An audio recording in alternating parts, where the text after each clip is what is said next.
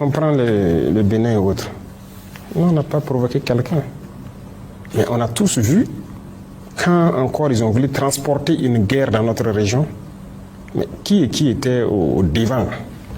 Le président Ouattara est sorti qu'il va envoyer un bataillon, il a tout préparé et tout. Nous attendons son bataillon toujours.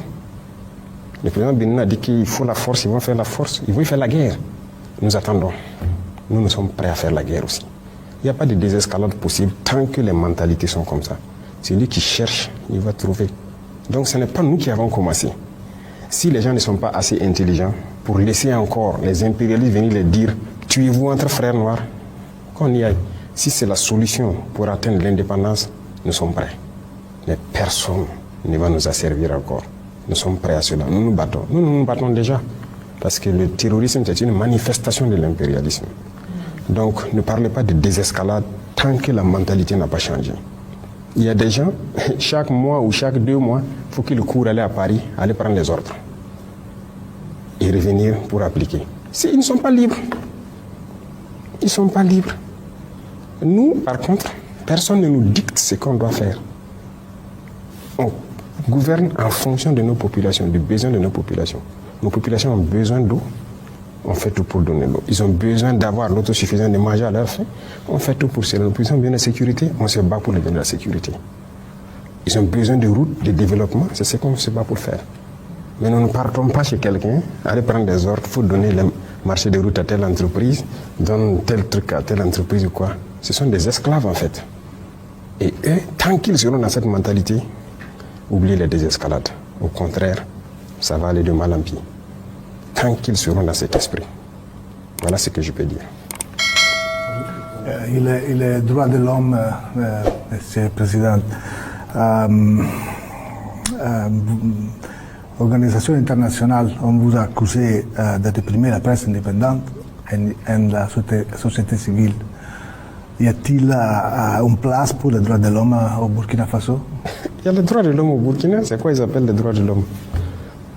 Mais moi je ne sais pas ce qu'eux ils pensent. Vous savez, personne ne va venir ici financer des gens, les endoctriner pour détruire nos pays. Ça n'aura pas lieu. Vous savez, il y a combien d'ONG au Burkina?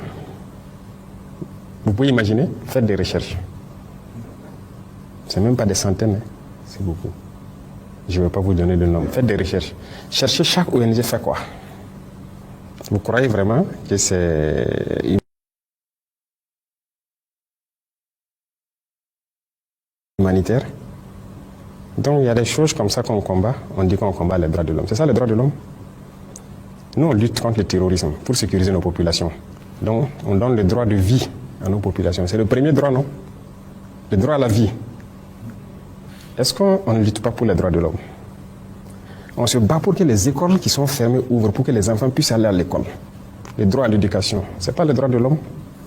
Qui se bat pour nous? Qui nous aide? Ces mêmes gens qui pillent tous les jours que les droits de l'homme, personne ne nous a donné une seule cartouche pour lutter contre le terrorisme qui tue nos enfants, pour lutter contre les terroristes qui ferment nos écoles, qui détruisent nos écoles. Ça veut dire que les terroristes luttent contre les droits de l'homme. Nous, on lutte pour les droits de l'homme et eux, ils encouragent les terroristes. Qui luttent contre les droits de l'homme? C'est eux qui le disent. Et je vous parlais tout de suite de certaines choses qui se passent en Europe et tout. Mais c'est là-bas qu'ils luttent contre les droits de l'homme. Sinon, ici, les droits de l'homme existent. Et retenez quelque chose, les droits de l'homme viennent d'Afrique. Hein. Ça ne vient pas d'ailleurs. Ça vient d'Afrique et d'Afrique de l'Ouest ici. Les premières chartes qui parlaient des droits de l'homme, c'était ici, dans la Confédération AES, plus précisément au Mali. La charte de Kouroukanfou. Kouroukanfou. Donc les droits de l'homme étaient connus par les Africains. On était bien organisés, une société bien organisée, chacun avec ses droits, même les droits des femmes. C'est en Afrique que les droits des femmes a existé. Ailleurs, ça n'existait pas. Et c'est eux là qui peuvent nous parler des droits des femmes ou des droits de l'homme. Ils ne connaissent aucun droit. Qui parle des droits de l'homme? Qui a bombardé les enfants en Libye tués? Qui bombarde les enfants un peu partout, largue les bombes sans distinction, tuer des enfants et trucs? C'est ça les droits de l'homme? C'est pas ce que nous on fait. Nous on lutte pour la vie de nos populations. On les protège. Nos soldats meurent pour les protéger. Et on fait tout pour ouvrir nos écoles, pour les éduquer. On fait tout pour subventionner nos paysans, faire l'agriculture pour qu'ils mangent à leur faim. On fait tout pour creuser des fourrages pour que les gens aient l'eau potable. Qui lutte contre les droits de l'homme? C'est eux. Ils n'ont aucun respect des droits de l'homme. Et les VDP accusés de graves violations, où sont les investigations promises? Ceux qui disent que les VDP sont accusés de graves violations, ils ont présenté quelles preuves? Nous-mêmes, qui avons pris des VDP dans certains actes, ils sont en prison. Ces VDP-là sont en prison. Et ils savent où ils sont. Et nous avons dit, quiconque, ça c'est pas quelqu'un, écoutez, nous sommes majeurs. Hein. Nous sommes majeurs. Il ne faut pas que quelqu'un va nous voir comme des sous-hommes. Nous savons ce que nous faisons. Et c'est cette mentalité aussi qui est dangereuse. Parce que souvent, certains dirigeants en Occident et trucs là, voient les Africains comme des sous-hommes. Et donc, ils viennent ici comme si ils doivent nous apprendre des choses. Je vous ai dit que le droit à la vie, c'est nous, on enseigne ça au reste du monde. Personne ne nous enseigne ça. Donc, c'est vrai qu'il y a eu quelques petits problèmes avec certains VDP. Il y en a qui ont fait des bavures et autres. Ils sont en prison. C'est sans état d'âme avec ça. Maintenant, tout ce qu'ils disent là, ils ont eu quelle preuve? Rien. C'est nous, quand les gens nous accusent, on fait les investigations. Et très souvent, on part trouver que c'est ce qu'on appelle la perfidie. Les terroristes, ils viennent, ils font des massacres dans des endroits, avec souvent nos tenues. Même souvent, on dit que c'est l'armée. Et puis ils partent. Ils sont venus dans les tenues de l'armée. Oui, mais c'est pas nous. Ils mettent nos drapeaux, tous nos insignes, et puis ils viennent faire. Et les terroristes publient des vidéos de ça. Mais pourquoi ils ne nous voient pas? Les terroristes publient sur les réseaux sociaux des vidéos où ils sont dans nos tenues, dans nos accoutrements et tout. Ils partent faire des actions. Et puis après, ils filment une donnée à ces gens, ces individus-là pour dire que ce sont des forces armées. Ils sont bien au courant parce que c'est eux-mêmes qui partent là-bas. Comment ils ont fait pour avoir le canal avec les terroristes, pour avoir des images? Comment ils font? Et il y a des gens même qui ont le culot de nous dire qu'ils ont filmé. Je me rappelle une fois, une ONG qui, par image satellite, ils ont vu des Maliens en train de commettre les forces maliennes en train de commettre des exactions. Ils n'ont même pas honte. Et ils n'ont pas l'intelligence de savoir que ce qu'ils disent n'est pas bien. Pourquoi je dis n'ont pas l'intelligence? C'est parce qu'ils voient le noir toujours comme un sous-homme. Sinon, si vous avez la capacité d'avoir des satellites pour voir des forces en train de commettre des exactions, mais vous n'avez pas de capacité d'avoir des satellites pour voir les terroristes. Vous nous insultez alors. Ici, tout notre combat, c'est pour la survie de nos populations et leur sécurité. Et on vit bien. On vit bien, on est en bonne harmonie. Sinon, bon, on ne pourrait pas aller où on veut. Et voilà, on ne pourrait pas agir. Et vous pouvez vous balader au Burkina. Hein. Vous pouvez aller partout où vous voulez. Vous allez voir ce qui change au Burkina, qu'est-ce que les populations apprécient de notre révolution et tout. Et ça vous fera beaucoup de bien. À l'issue d'une réunion tripartite tenue récemment à Cotonou entre les chefs d'état-major des armées de Côte d'Ivoire, de France et du Bénin, un des officiers, en l'occurrence le chef d'état-major de France, a déclaré que depuis votre prise de pouvoir, la situation sécuritaire s'est fortement dégradée, on dirait même catastrophique. Que répondez-vous à cet officier, Monsieur le Président? Il est français, non? Qu'il s'occupe de ses oignons. Nous sommes burkinabés, ça ne le regarde pas. Il faut qu'il comprenne ça. Tout ce que moi j'ai dit, quand quelqu'un parle de nos pays, c'est une insulte pour nous. Ça veut dire qu'il nous voit en sous-homme. En quoi ça le regarde? La situation s'est détériorée, c'est entre nous burkinabés. Ça le regarde? En rien. Qu'il s'occupe de ses oignons. Et il reste chez lui. Il a quoi à mettre sa bouche dans les affaires du Burkina? Ou bien il est la puissance de colonisation toujours. Qu'il le dise haut et fort, que c'est lui le maître colon et que nous sommes des esclaves. Voilà pourquoi il met sa bouche dedans. Sinon, pourquoi il parle du Burkina? En quoi ça le regarde? Ils étaient ici. Moi, je les ai cherchés, ils ont quitté ici en 2023. Ils étaient là. Quand ils quittaient ici, là, Bobo Ouaga était coupé. On ne pouvait plus s'élever à Ouagadougou, les deux capitales, aller là-bas. Les terroristes étaient là. Koumbia, Korokwa, tout était attaqué. Koudougou, les gens sont rentrés jusqu'à côté de Koudougou, 100 km. Tout était encerclé. La RN16 qui relie des zones de Togo, qui pouvait prendre la route? Mais ils étaient là, non? Avec tous les hélicoptères, les chars et tout ce qu'il faut, la technologie, les drones, les satellites. C'est des incapables alors. Aujourd'hui, nous on circule tranquillement, librement. Et la dernière fois, il y a des ambassadeurs de l'Union européenne et certains pays européens qui ont dit est-ce qu'ils peuvent tourner? J'étais surpris de les voir à la télé. Ils partent un peu partout, ils à Douri, ils se baladent dans le pays. Moi, je pars où je veux. Pas par les airs, mais par la route. À travers mon pays. On ne peut pas se lever ici à Louris, à Gawa, aller faire ce qu'on veut, revenir, aller à Tinkodo. C'est impossible. Ce sont des Burkinabés qui sont battus pour reconquérir nos terres. Et si ça, c'est pire, c'est bien sûr pire pour lui. C'est pas bon pour lui. Notre avancée là, c'est dangereux pour la France. C'est dangereux, c'est pas bon qu'on reconquiert nos terres. Donc, comprenez qu'il a raison. Quand il parle, c'est pas pour notre bien à nous, c'est pas pour notre peuple, c'est pour eux leur bien. Et ils nous veulent dans l'insécurité. Et qu'ils viennent. Mais ils ont été incapables de ramener la sécurité. Et on va le dire même demain haut et fort. Nos forces se battent, on n'a pas besoin d'eux. Qu'ils s'occupent de leurs problèmes, et bon, nous aussi, voilà. La Russie a-t-elle été efficace pour vous aider à lutter contre le terrorisme? Alors, il faut que les gens comprennent quelque chose. C'est vrai que le président russe même a souhaité tout ce qu'on veut comme aide en matière de lutte contre le terrorisme. Qu'il veut que, si on veut que de l'envoi de tout, pourquoi? Pour nous aider à combattre tout. Mais moi, je dis quelque chose, nous sommes des Burkinabés. Personne ne viendra se battre pour nous. Ça, c'est intrinsèque à nous, Burkinabés. Donc, tout ce qu'on fait avec la Russie, si on a besoin d'équipement, la Russie, en tout cas, a ouvert les portes. Tout ce qu'on veut payer, ils sont prêts à nous vendre. Donc, déjà, ça, c'est une avancée majeure. Vous savez qu'il y a beaucoup de pays là, à qui on a voulu payer avec notre argent, ils ont refusé, non? Oui, beaucoup de pays européens et tout, ils ont refusé totalement de nous vendre les équipements. Mais la Russie nous vend ce qu'on veut. Deuxième chose, avec la Russie, nous partageons beaucoup d'expériences de combat. Ils sont en guerre, une guerre, je dirais, moderne. Nous aussi, on apprend de leur guerre. Nous sommes en guerre et aussi ils apprennent de notre guerre. Vous comprenez? Donc il y a un partage d'expérience. C'est un domaine assez restreint. À part ça, personne ne nous aide sur le terrain. Ce sont les soldats burkinabés qui se battent, qui reconquièrent nos terres et qui continuent de progresser. Personne ne sait comment ça avance. Même la formation, on se forme entre nous. Personne ne forme l'armée burkinabé. Voilà. Parce que nous avons un concept, j'aime le dire aux gens, je le dis tout de suite. Vous, les Européens et autres, vos armées là, est-ce que c'est Dieu qui est venu vous montrer comment on fait la guerre? Est-ce que vous êtes plus intelligents que nous? On a le même cerveau. Donc nous aussi, on va développer la guerre avec notre guerre que nous avons. Personne ne vient nous former. Et personne ne sait faire mieux cette guerre que nous. Ça, je peux vous le dire. Si des armées européennes viennent ici affronter les terroristes dans nos conditions, ils vont mourir. C'est nous qui connaissons cette guerre, c'est nous qui la menons, c'est nous qui nous formons à faire cette guerre. Et il faut que les Africains arrêtent de croire que, comme si Dieu a envoyé un Messie pour apprendre aux autres comment faire la guerre, et c'est eux qui doivent venir nous apprendre. Pourquoi? On peut payer un équipement chez vous, qui est technologique, vous venez nous apprendre à utiliser l'équipement. Après ça, vous partez.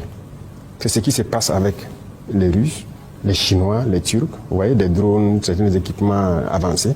Quand on paye, ils viennent, mais c'est généralement quelques mois, ils nous apprennent à utiliser l'équipement, et puis après ça, le contrat est fini, chacun rentre chez lui. Mais sur le champ de bataille, c'est burkinabé. Ce sont nos terres, et c'est nous, on va se battre pour nos terres. C'est ça la logique. Je vois, Monsieur le Président, mais plus de 60% de Burkina Faso, soit la majorité du pays, est contrôlée par des djihadistes. Cette approche fonctionne-t-elle? Qui a dit ça? Hein? C'est vérité. Ah oui. C'est les femmes. Après ici, vous prenez partout où vous voulez sur la carte. En ligne, print, là? en ligne. En ligne? En ligne, vérité, le fait. Peut-être regarder des informations sur Internet. Ah oui. Où on peint Voilà, c'est ça, ce sont les mêmes là, les mêmes médias, les mêmes gouvernements là. Ils peignent le Burkina en rouge, ça c'est faux. Mais moi je suis le chef de l'État. Ou bien tout de suite on vient de discuter les tentatives d'assassinat et tout. Citer une ville, il y a juste quelques villes que je n'ai pas encore visitées. Moi je pars partout. Et tout le monde part partout. Donc au nord, il y avait une bande qui était sous contrôle. Je viens de dire, les forces sont jusqu'à Pétékoulou aujourd'hui. À l'est, à la frontière vers le Bénin, nos forces ont pris Nadiago il y a 1 ou 2 semaines. À l'instant là, ils sont à Pogno, à côté de chez vous. C'est où on ne peut pas partir. C'est du mensonge, ils mentent. Tout est archi faux. Si c'était tel que vous le dites, On fait le tour du Faso ici, non? On roule, non? À vélo, non? On organise nos événements, non? Il y en a même qui disaient la dernière fois que Djibo a disparu, Djibo est tombé. Pendant le même temps, il y avait compétition de football à Djibo qui a été clôturée il y a quelques jours. Ils mentent. L'art de mentir, c'est dans les médias occidentaux. Beaucoup de ces médias mainstream, comme j'aime dire, ils ne font que mentir pour vous vendre de fausses informations et croire que tout va mal. Au contraire, beaucoup de choses vont bien ici. Notre économie se porte très bien, on se porte mieux dans notre combat et on avance. Donc, ce que vous lisez sur Internet, attention. La Russie vous aide-t-elle à gérer votre image en ligne? Pourquoi? Moi, je n'ai pas besoin de ça. Les Africains le font déjà. Beaucoup de vos populations en Europe le font déjà. En Amérique, un peu partout. Vous pensez que tous ces gens-là, c'est nous, on peut les aider, les payer ou quelque chose? Non. Je pense que les gens ont vu notre combat. Ils ont compris notre combat. Et vous voyez, c'est cette habitude que les gens ont là. On paye les gens pour gérer quoi? Pourquoi? Aider à organiser son image en ligne, quoi. Non, non, non. On a dépassé ça. Des médias nous ont approchés pour faire ça. Je vous ai dit ça. On a dit on ne paye pas. On ne fait pas. Allez-y gâter notre image. Ils le font, non? Jeune Afrique, RFI, quoi. On ne va jamais payer pour ça. Avant, ça se faisait. Et là où même on faisait payer, j'ai fait fermer tout. On ne paye plus rien. Parce que vous avez une société d'État, ils les font prendre des actions dans leurs médias. Action dans un média, ce n'est pas un retour. Vous investissez. J'ai fait arrêter tout. C'est lui qui vient n'a qu'à salir notre image. Nous, nos populations savent ce qu'on fait. Les Africains savent ce qu'on fait.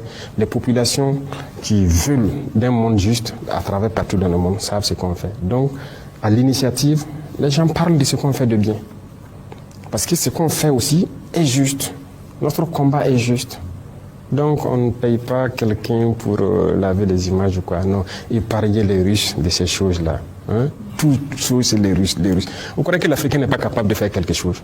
C'est la Russie qui doit chaque fois tenir la main des gens. Pardonnez, laissez-les tranquilles. Les Russes sont dans leur combat là-bas. On a de très bonnes coopérations, mais ne croyez pas qu'ils sont dans un esprit d'esclavagiste, comme ce que les gens pensent. Non, les Russes ne sont pas comme ça. Ils ne s'ingèrent pas dans les affaires des gens. Et c'est ce que j'apprécie chez eux. Justement, concernant ces nouveaux partenariats stratégiques, notamment avec la Russie, on peut dire qu'il ne fait pas beau temps pour les alliés de la Russie, notamment au Venezuela, en Iran. Alors, sur cette base, est-ce que vous voyez l'hiver noir venir jusqu'à Ouagadougou? Est-ce qu'il vous traverse l'esprit que vous soyez enlevé un jour comme quelqu'un et jugé ailleurs? Est-ce que l'hiver noir peut s'étendre jusqu'au Burkina? Vous savez, les Africains ont un problème. Et le problème majeur, c'est de vouloir croire que quelqu'un fera votre combat à votre place. Je viens de l'expliquer en long et en large. Nous, comme ça, dès le début, je vous ai dit, on a eu toutes les propositions, pas de la Russie seulement. Hein. Beaucoup de pays nous ont proposé d'envoyer des troupes pour nous aider et tout. Nous avons dit non. Non et non. Parce que j'ai conçu une mentalité chez les chefs militaires et tout. Notre combat, c'est nous d'abord. Notre sécurité, c'est nous d'abord. Personne ne viendra le faire à votre place. Si quelqu'un vient le faire, ce ne sont plus vos terres de un. Si quelqu'un doit assurer votre sécurité pour vous, ce n'est pas votre sécurité. On vous tient.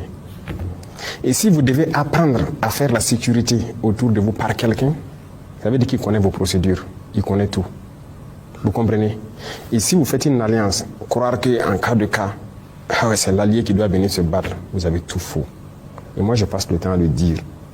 À ceux qui sont proches de moi ou à ceux qui sont loin, il faut compter sur soi d'abord. Et quand vous comptez sur vous-même et que vous développez votre outil, vous n'avez pas peur a priori. Donc ça, c'est très important. Donc on ne compte pas.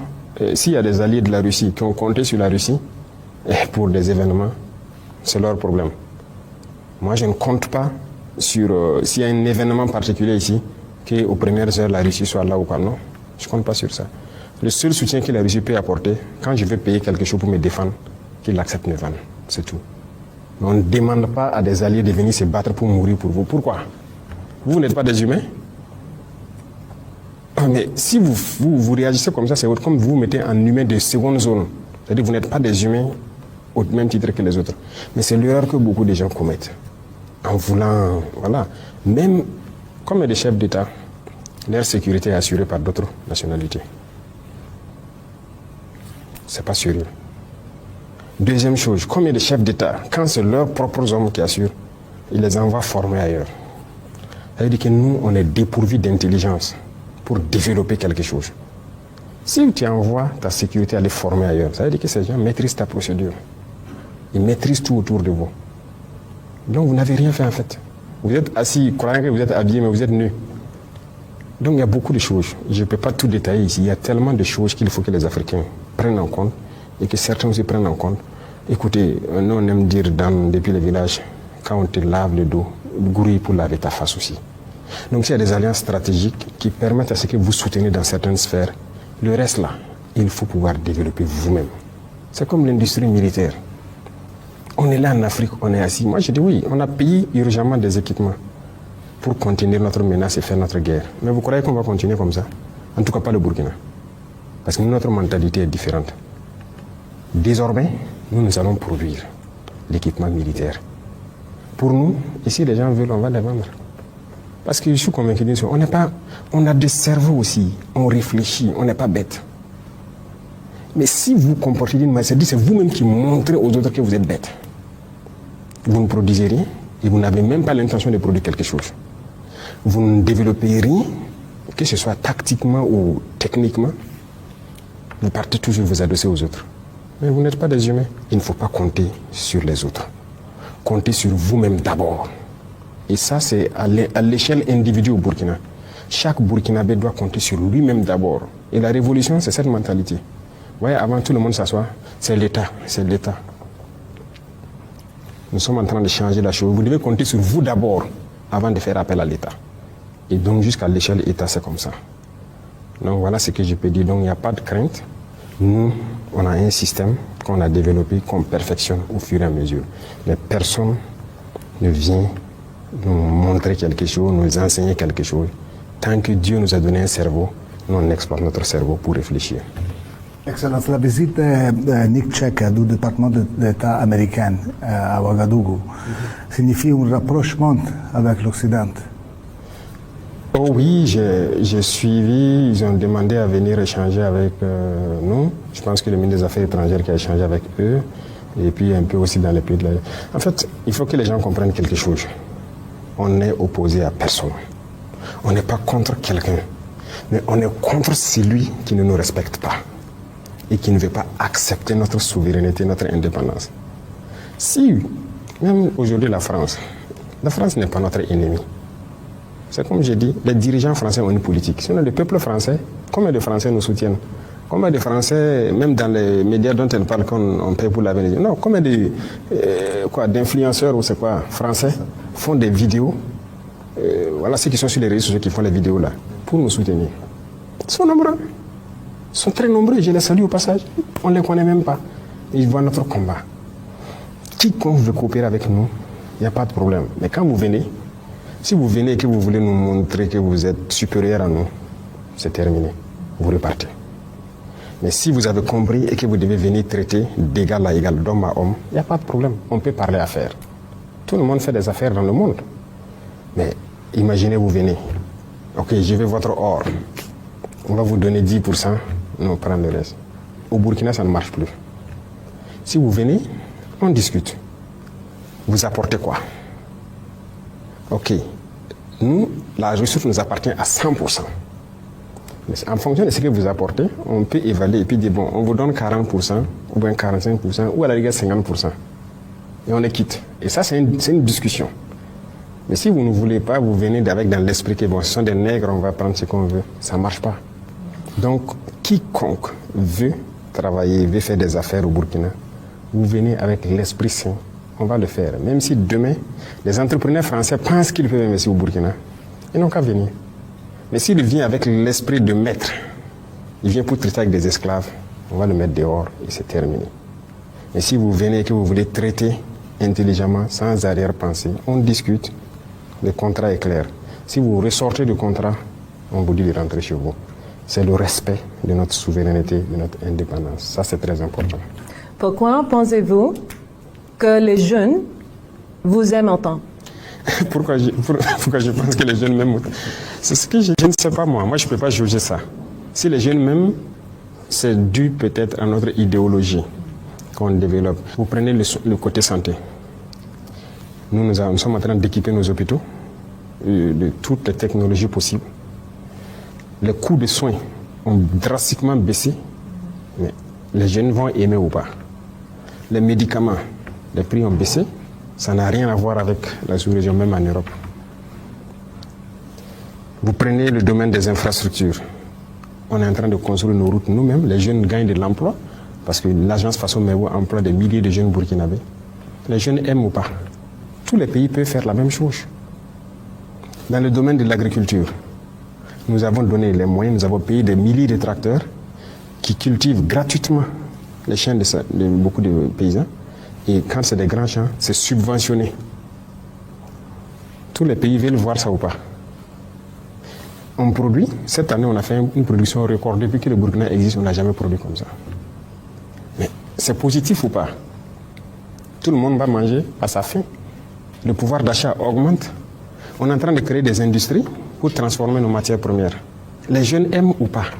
Les jeunes seront employés et pour faire fonctionner l'usine, mais aussi dans la mécanique et tout ça. Alors, on prend le domaine du transport et tout. Même les transports urbains, on a vu qu'on était très loin. On a décidé pour une phase de faire payer au moins 500 autobus qui vont transporter les gens. Ça veut dire que beaucoup de gens qui n'arrivaient pas à se déplacer vont pouvoir se déplacer. Et ça fait de l'emploi. Pour 500 autobus, rien que les machinistes, vous avez 1000 personnes qui sont employées. C'est bien ou c'est pas bien? Donc, dans tous les domaines, nous sommes en train d'évoluer.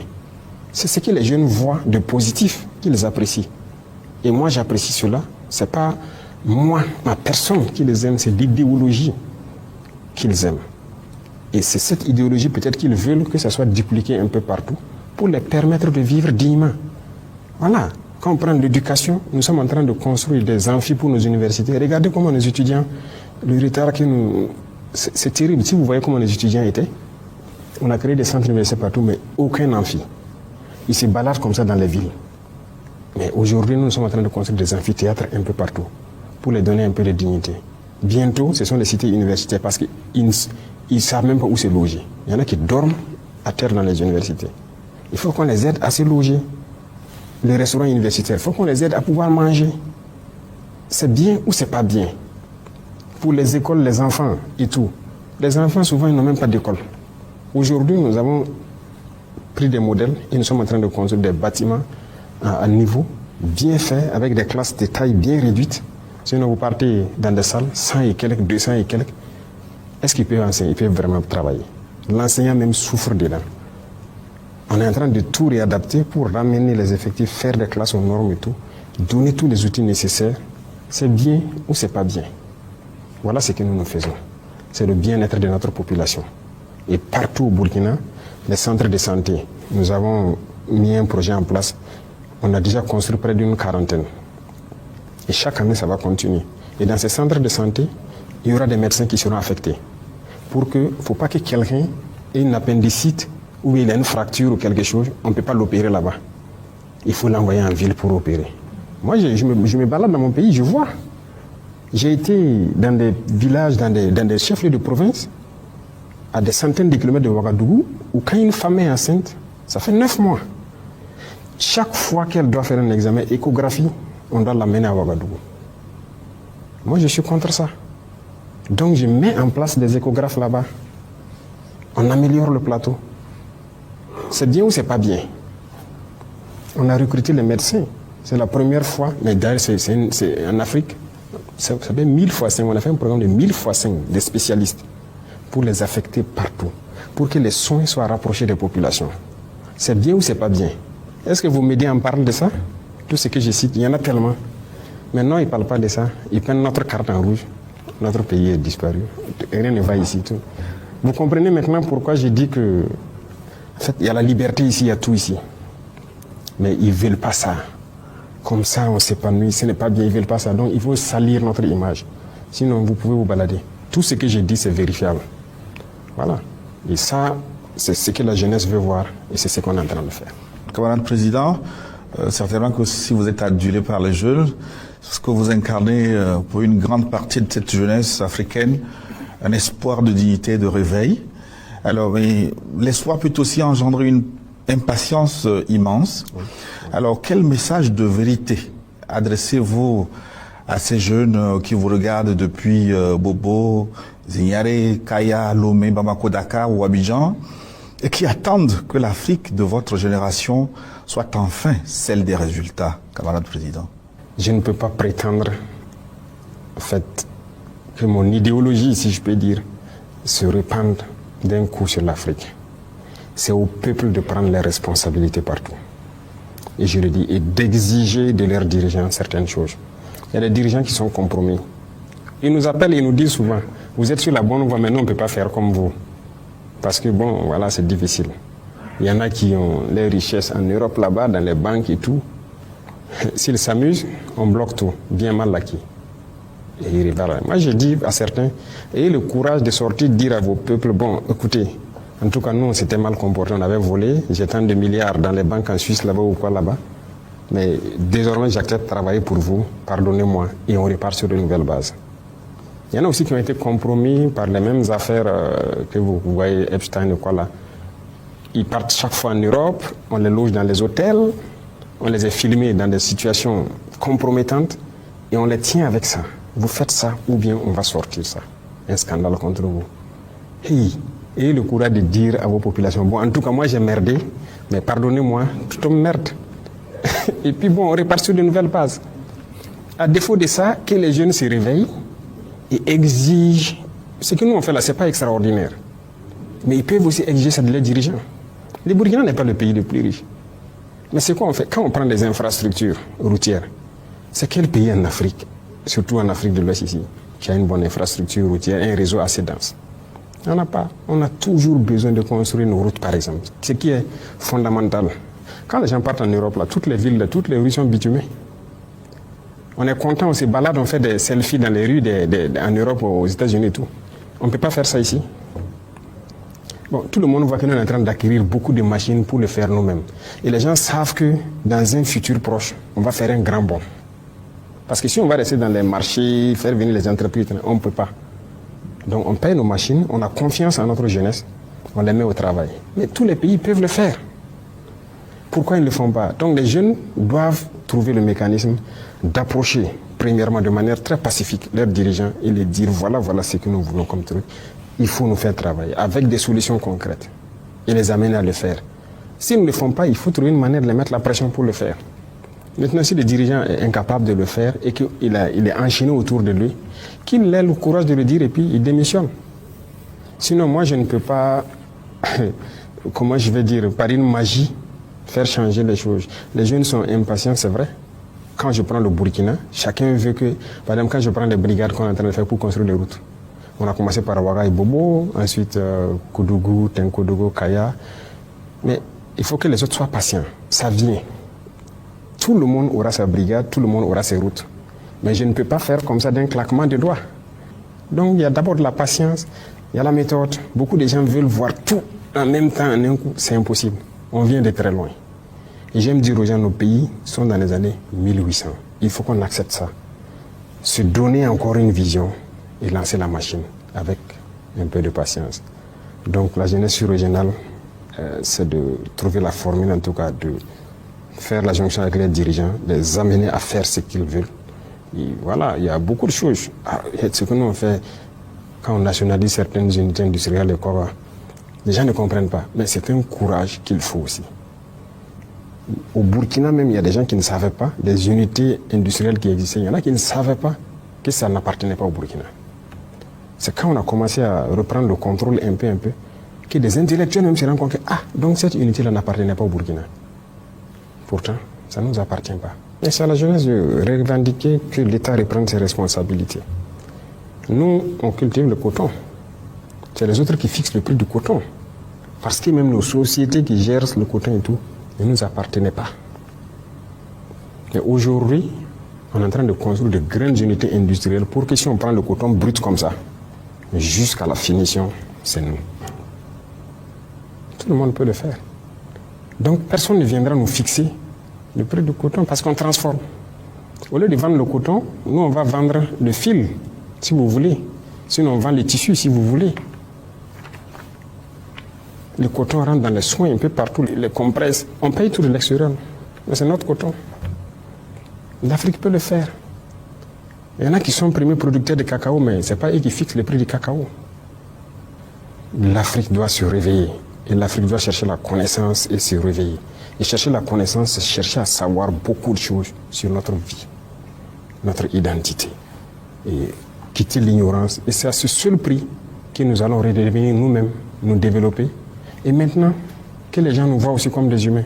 Sinon, pour l'instant, je suis au regret de le dire, il y a des États africains, leur manière de faire et tout ce qu'il y a, on ne peut pas nous respecter. C'est pas possible. Donc voilà un peu ce que je peux dire à cette jeunesse, que ce soit burkinabé ou africaine. Il faut qu'on se réveille. C'est possible. C'est possible. Croyons en nous. C'est possible. Tout le monde a un cerveau. Tout le monde peut faire au-delà de ce que vous faites. Vous, vous êtes journaliste. Si vous puisez bien dans votre tête, vous pouvez être un ingénieur mécanicien peut-être. Vous pouvez être un ingénieur électricien. Moi, je suis convaincu d'une chose. Dieu a donné la capacité à tout le monde. Et il ne peut pas être figé sur une seule chose. On peut faire beaucoup de choses. Et c'est ce que j'essaie de booster au sein de la jeunesse. Je rencontre beaucoup de jeunes. Et je les encourage à développer beaucoup de choses. C'est possible. On nous a endormis. Regardez les réseaux sociaux. C'est ça qu'on nous a servi. On dort. Réveillons-nous. Oui, Monsieur le Président, l'Afrique doit se réveiller, vous venez de le dire. Le Burkina Faso est peut-être sur le chemin, justement, 1 an après la proclamation de la révolution progressiste populaire. Quelle adresse vous avez donc à l'endroit de cette jeunesse dont on vient de parler et du peuple burkinabé dans son entièreté? Alors, je reviens sur certains mots encore. Il faut que les Africains arrêtent de se leurrer. La démocratie telle qu'on nous l'a dit ne développe pas. C'est faux. Tous les peuples sont passés par une révolution avant d'arriver à la démocratie. Et comme je dis aux gens, si on se met en tête que nous sommes dans les années 1800 par rapport aux pays développés, il faut une vraie révolution. Révolution dans le comportement, c'est-à-dire le mind, révolution industrielle, révolution dans tous les secteurs pour essayer de créer et devenir nous-mêmes, pour rattraper ce retard. Sinon, la démocratie telle qu'on nous flatte, vous voyez beaucoup de nos intellectuels qui ont été à l'école, la démocratie, ils ne savent même pas ce que c'est. Les mêmes qui crient ça, sur le même instant, si vous l'attrapez, vous le dites, ok, démocratie, on tue des enfants, démocratie, on largue des bombes, on tue des femmes, on détruit des hôpitaux, on tue des populations civiles, c'est ça la démocratie? Ils font comme s'ils ne voient pas ça. Là, ils ont les yeux fermés. Il faut que les jeunes Africains comprennent que c'est faux. Cette notion de démocratie, elle est fausse. C'est juste un bâton que les gens tiennent et ils les sortent contre les Africains et certains peuples. C'est tout. Donc, il faut oublier la notion de démocratie. Il faut prendre l'esprit révolutionnaire.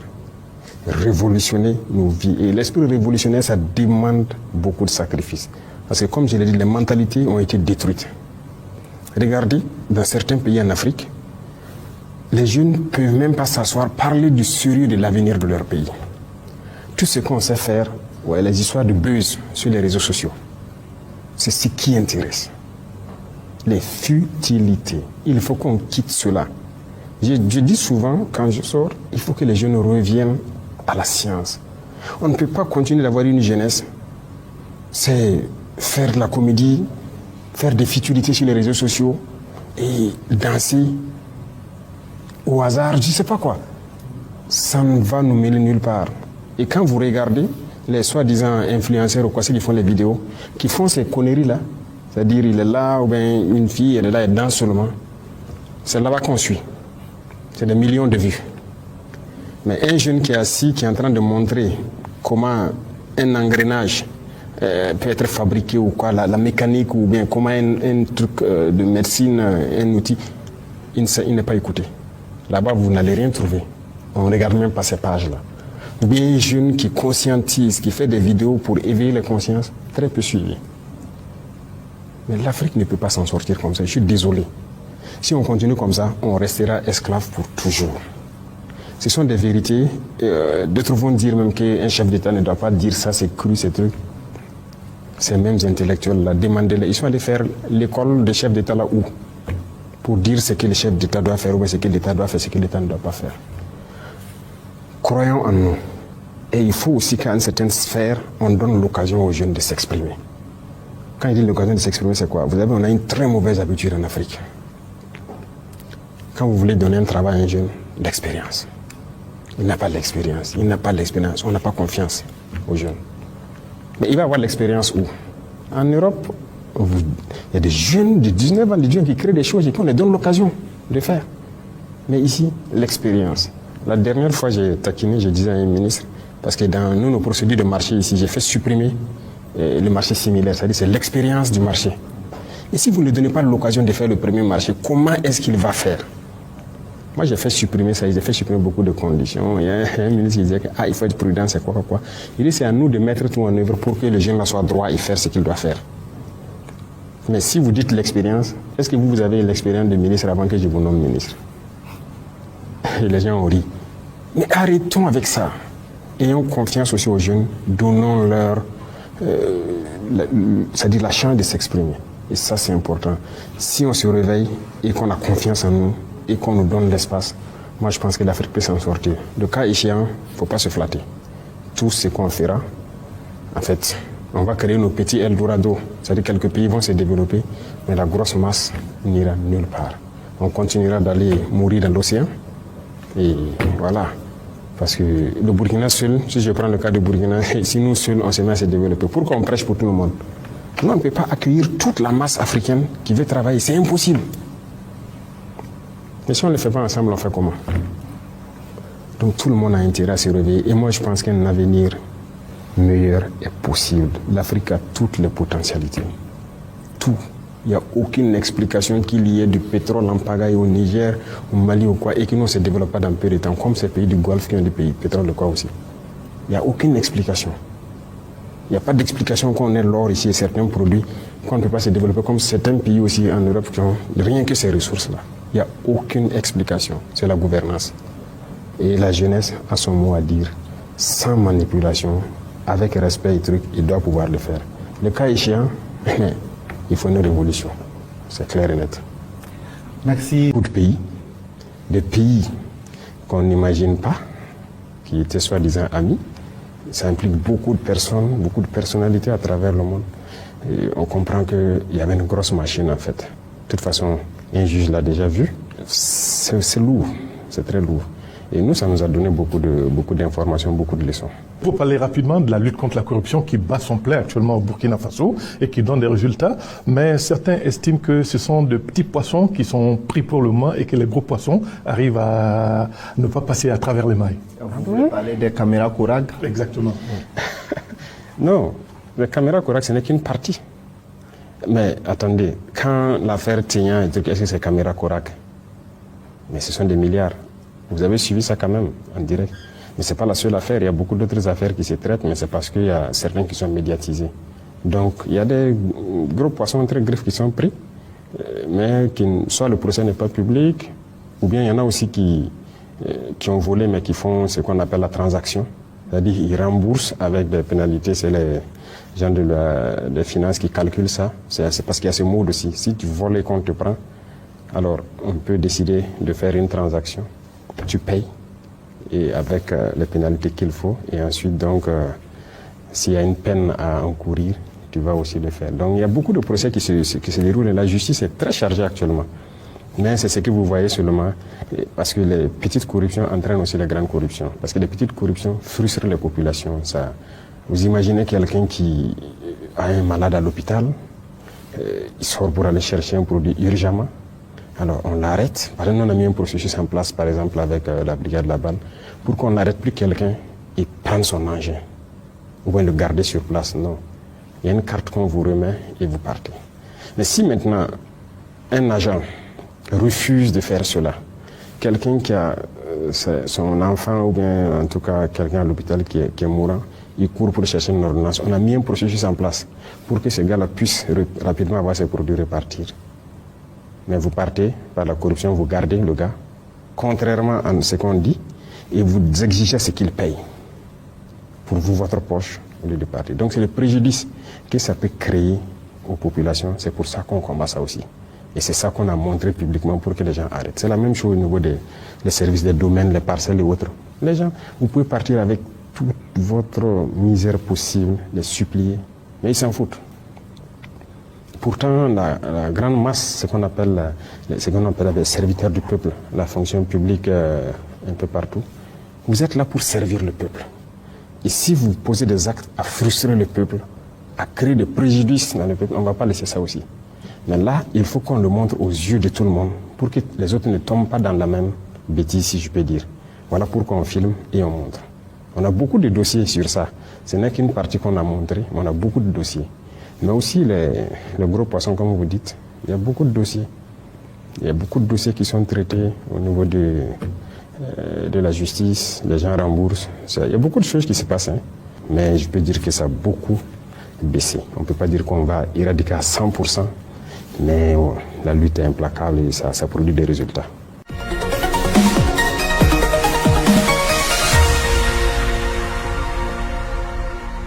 Nous allons donc passer au troisième volet de cet entretien qui est consacré donc au volet économie et développement.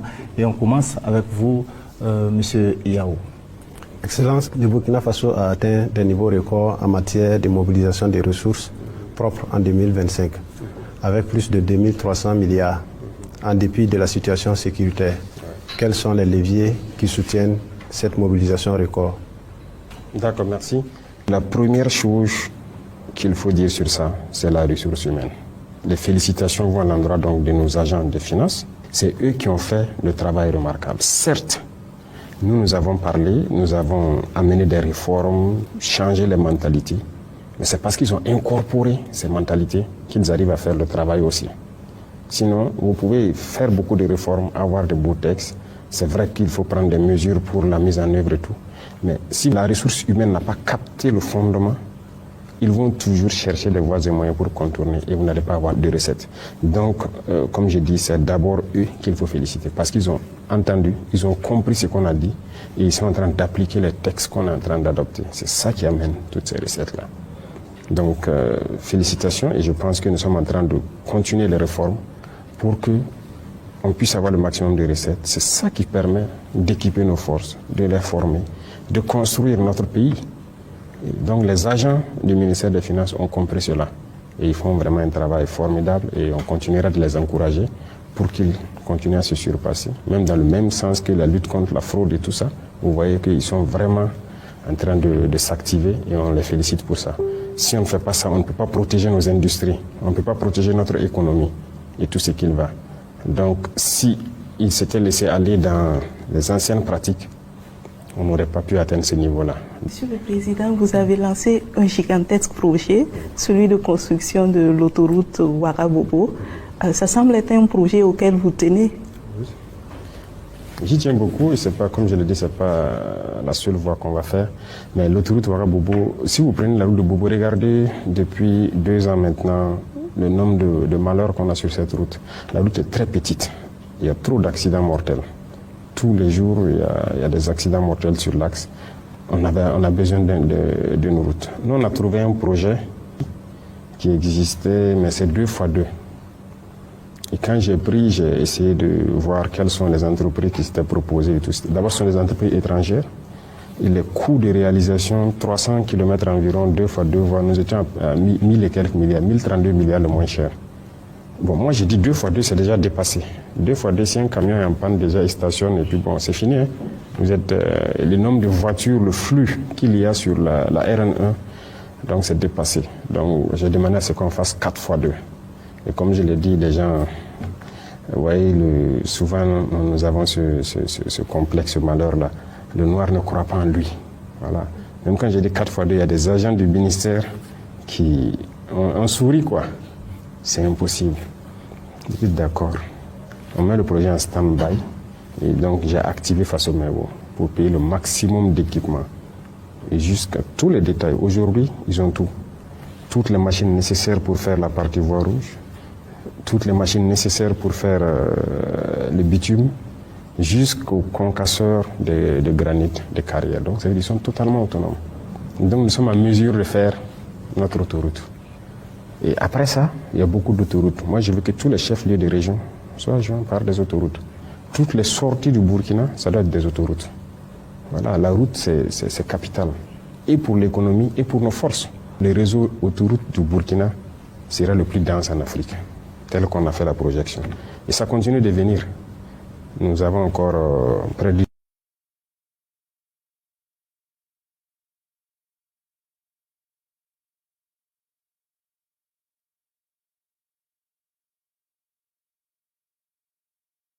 une dizaine de brigades qui doivent venir. Ce qui est venu ne vaut même pas 40% de ce qui doit venir. On va s'équiper sérieusement, faire un bon producteur d'or, ce qui est très important. Et aujourd'hui, vous avez constitué votre réserve d'or. Alors maintenant, Monsieur le Président, quelle est la perspective que cela annonce, la constitution de cette réserve d'or? L'or est une valeur refuge, comme on aime le dire, avec les devises qui ne sont pas stables et tout. Tout le monde est en train de chercher l'or pour faire une réserve, parce qu'on ne sait jamais. Vous savez, nous, on a connu une petite période en 2023 où on a voulu nous bloquer sur tout. Quand on a voulu payer des drones, nos transactions ne passaient pas. On a cherché des voies et moyens. Parce que, comme nos équipements, on est sorti du canal officiel d'envoyer les trucs à la CEDEAO pour avoir l'autorisation. Quand on dit CEDEAO, c'est ça, donc voilà, les Français qui sont là, qui donnent l'autorisation d'acquérir telle arme ou pas. Nous, on ne voulait pas passer par ce canal. Donc nos transactions aussi ont été bloquées. Avec des arguments qui ne tiennent pas debout. Donc on est là, la guerre est là, et on veut des drones, on veut des armes, on ne peut pas. À un moment donné, c'était les hydrocarbures.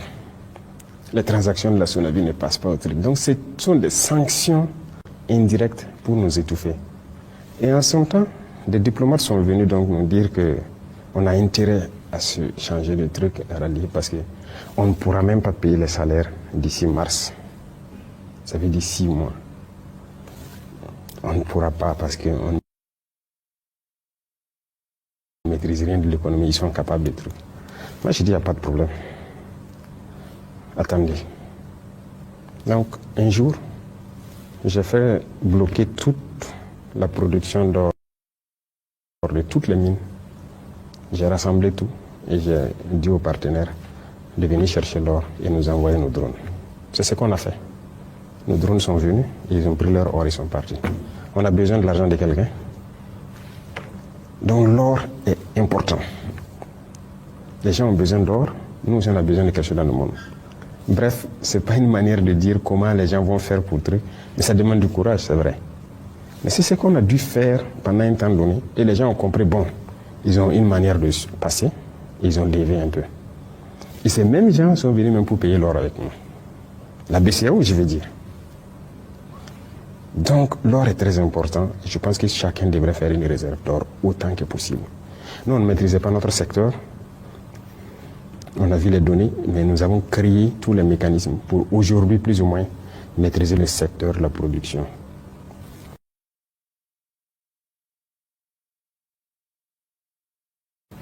Actuellement, on est en train de prendre des parts dans beaucoup d'unités industrielles qui existent. On a relu le contrat minier, si on peut dire, et tout.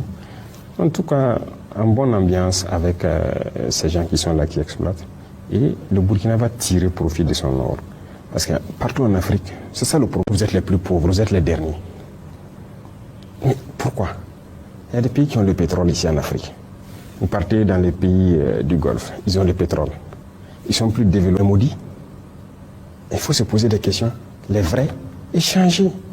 Mais si les dirigeants ne veulent pas changer et que les peuples aussi acceptent leurs conditions de misère, bon, qu'est-ce qu'on peut bien faire? Nous ne voulons pas voir notre peuple dans la misère. Nous n'avons pas de pétrole, certes, mais nous avons l'or. Le peu que l'or peut faire, ou d'autres ressources, nous allons l'exploiter à bon escient pour que notre peuple connaisse le bonheur. C'est ça qui est notre cheval de bataille. Il n'y a pas de raison que des gens ont l'or dans le monde là, ils se développent, et non alors en plus ça ne développe pas. Donc on a fait un bond considérable en matière de maîtrise d'or ces dernières années, et c'est satisfaisant, et on va continuer comme ça, jusqu'à reprendre le contrôle total de notre or.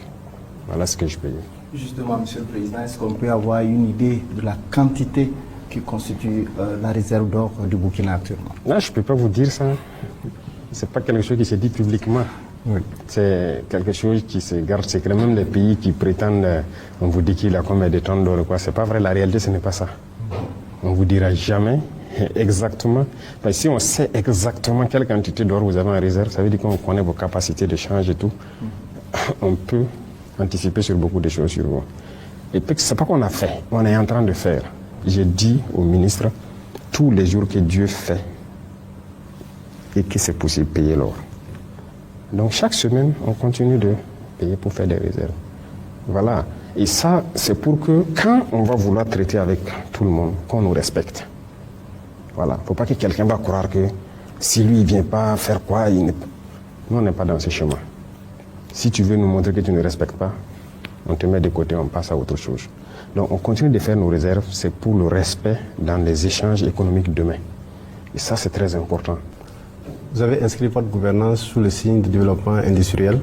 Et dans ce sens, beaucoup d'unités ont été lancées et d'autres viendront sûrement.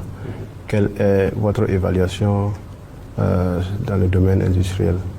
Oh, l'évaluation, je peux dire que c'est embryonnaire. Hein. On n'est qu'au début. Et je pense que je vais devoir me mettre à un exercice bientôt de communication avec mon peuple encore. Parce que les gens ne comprennent toujours pas. Les gens croient que l'unité industrielle, c'est forcément de grandes structures et tout. Les jeunes peuvent créer des petites unités industrielles, mais très importantes. Vous voyez, par exemple, je prends, quand vous vous levez le matin, la petite cuillère que vous avez dans votre café là, qui fabrique ça au Burkina? Vous en connaissez? On ne peut pas fabriquer? Sûrement de petites machines qu'il faut payer et que les jeunes se forment un peu dessus et peuvent fabriquer. Ça fait une entreprise aussi, non? Il faut que nous regardions d'abord notre quotidien. Qu'est-ce qu'on fait tous les jours? Qu'est-ce qui est dans notre quotidien? Et c'est là-bas qu'il faut puiser les idées. Tout ce qu'on avait l'art d'importer. Et que les jeunes puissent dire, ok, ça là on importe, et on ne fabrique pas ici, ou on ne fabrique pas assez. Moi je vais me lancer sur ça. Monter un projet sur ça, chercher la connaissance sur ça, et nous allons essayer de les accompagner. Donc l'industrie, ce n'est qu'embryonnaire. On est au début. Actuellement, on a attaqué des secteurs qui nous permettent d'être un peu souverains. Parce que vous voyez, tout est importé ici. Quand je parlais d'abord ce que nous consommons. Aujourd'hui, nous avons lancé par exemple la culture de blé. Et nous avons des usines qui font la farine de blé, et toute qualité de farine qui peut faire le pain, les biscuits et tout autre. Mais avant, on partait importer la farine. Quand on a interdit l'importation, les gens ont fait des usines, mais ils partent payer le blé et ils viennent transformer. Mais aujourd'hui, on veut cultiver le blé pour pouvoir le faire. Vous savez quelle masse d'argent on conserve? Et parallèlement à ça, il y a des usines on a aidé des gens à financer, qui vont ouvrir bientôt, qui vont fabriquer tout ce qui est pâtes alimentaires, les spaghettis, les trucs. Tout ça, on importait, non? Quand on prend nos pâtes, ça vient d'ailleurs. On ne fabrique pas ici. Mais ça, c'est notre consommation. Ça sera internalisé. Le riz, ça, on a déjà fait un bond incroyable. On cultive beaucoup, mais on a encouragé les gens à faire beaucoup d'unités de transformation. Il y a beaucoup de qualités de riz burkinabé aujourd'hui. C'est ce que nous consommons. Prenez le maïs, le couscous. On cultivait le maïs et on exporte brut. Ensuite, on part payer du couscous ailleurs et on vient inonder nos marchés. Là, ça ne va pas. Beaucoup d'unités ont ouvert, beaucoup d'unités qu'on est en train encore d'encourager. Si vous suivez l'actualité, c'est pour pouvoir transformer tout ça. La farine infantile et tout ce qu'on commande tout de l'extérieur. Mais il faut que nous on quitte ça, qu'on transforme en matière première nous-mêmes et pouvoir donner la valeur ajoutée. L'huile. Comment est-ce qu'on peut exporter notre soja brut et ensuite aller payer l'huile de soja à la boutique? L'arachide, il y en a tellement d'oléagineux. Mais pourquoi on ne le fait pas? Il y en a même qui vont dire que bon, il y a des maladies, on a dit de payer l'huile de tournesol ou quoi. J'ai dit on cultive le tournesol, on le fait. Et il y a des usines déjà qui pressent l'huile de tournesol. Donc on est en mesure de tout faire chez nous. Mais pourquoi on doit aller payer ailleurs? Donc c'est tout ça l'industrialisation. Aujourd'hui, vous voyez l'ananas. Moi je suis en train d'encourager des usines qui vont faire le jus d'ananas. Au lieu d'importer, c'est nous qui allons exporter. Et ça donne très bien, c'est beaucoup plus qualitatif que ce qu'on paye même, qu'on paye ailleurs dans les pays côtiers. Donc il y a beaucoup de choses dans notre quotidien, ce qu'on mange, ce qu'on porte et tout. Et quand on se lève le matin, on doit pouvoir se regarder, ok, moi j'ai porté ça, ça c'est importé. J'ai dit non, on va faire une usine qui va partir de coton jusqu'à ça. Ça sera prêt cette année 2026, s'il plaît à Dieu. Donc moi je ne veux plus être habillé par un fil qui vient de l'extérieur. Parce que nos paysans cultivent le coton.